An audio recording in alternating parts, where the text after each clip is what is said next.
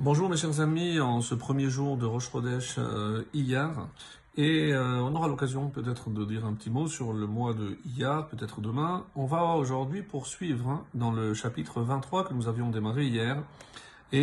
Aujourd'hui on va voir comment le roi Salomon, l'homme le plus intelligent, certainement un des plus riches aussi, il va nous mettre en garde contre la poursuite des richesses. Qu'est-ce que ça peut malheureusement entraîner pour l'homme, pour l'entourage?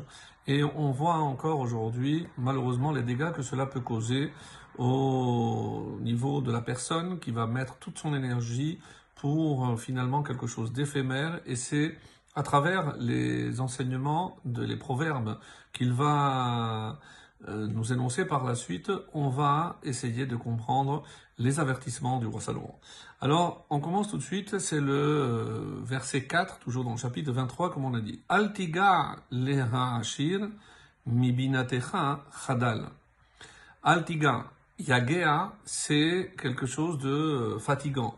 Par exemple, yagata ou matzata. Si tu t'es donné du mal et que tu as trouvé, eh ben, ta'amin, quelqu'un qui nous dit, je me suis efforcé pour atteindre tel objectif et je n'ai pas réussi, al ta'amin, ne le crois pas. C'est-à-dire, si l'homme veut vraiment se donner les moyens, il peut atteindre son objectif. Alors ici, altiga, ben, que ces efforts-là, cette fatigue-là, qu'elle ne soit pas consacrée les ha'ashir, pour s'enrichir. Ne te fatigue pas pour avoir la richesse. Mibinatecha chadal, détourne-en ta pensée. C'est-à-dire, chadal, c'est finir, donc que ça ne soit pas une obsession pour toi. Malheureusement, on voit aujourd'hui des gens qui en font la priorité en sacrifiant tout le reste. Le temps passé avec la famille, le temps pour eux-mêmes, puisque le seul but à atteindre, c'est s'enrichir. Et comme le Talmud nous l'a affirmé, celui qui a 100 voudra toujours 200. Donc ça n'a pas de fin. Et le Ride, par exemple, nous dit que le mammon, c'est hevel, c'est quelque chose de vanité, d'éphémère. Ne perds pas ton temps et ton énergie à gagner de l'argent. Pourquoi? Parce que, d'abord, tu ne peux pas compter sur ton intelligence. Et la richesse, comme elle est venue, elle peut aussi partir. Et comme on a vu aussi au chapitre 3, le verset 5, Ve'el binatecha al tishaen. Et sur ton intelligence, ne te compte pas.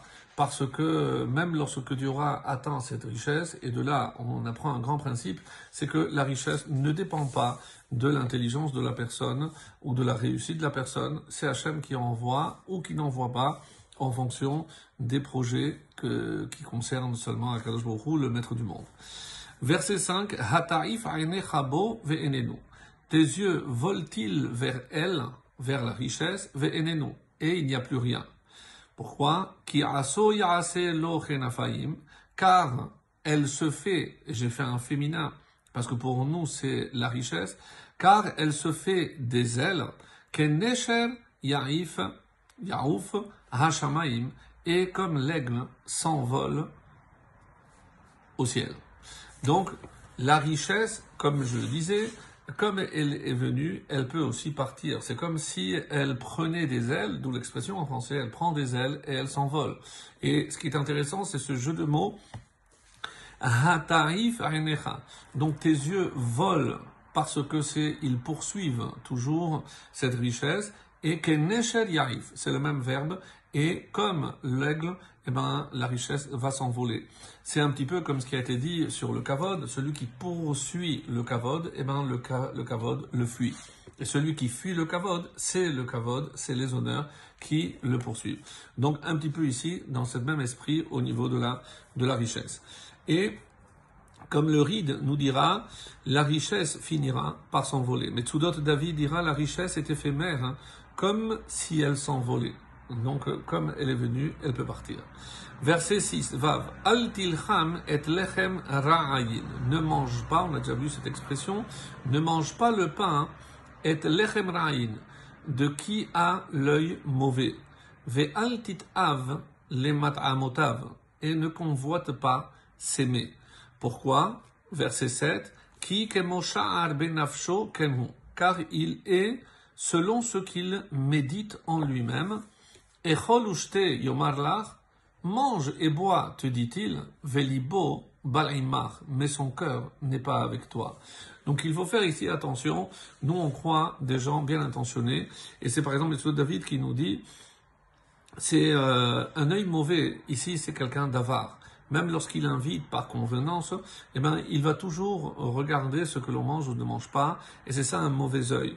Il évalue ce que l'autre mange, il n'est pas sincère, même quand il dit Echol ushte, mange et bois, même s'il se montre obséquieux, mais derrière cette façade, c'est quelqu'un qui a un mauvais œil, et si on le sait, il ne faut pas accepter son invitation, il ne faut pas manger ces gens-là, parce qu'il n'y a pas de bracha, donc on va manger, et on aura toujours l'impression de lui prendre quelque chose. Lorsque on donne, ça doit être avec bon cœur. Lorsqu'on invite quelqu'un, c'est véritablement avec bon cœur, et surtout avec un bon œil. Et Be'ezrat Hashem, la suite demain, Rosh Chodesh Mevorach, et très très bonne journée.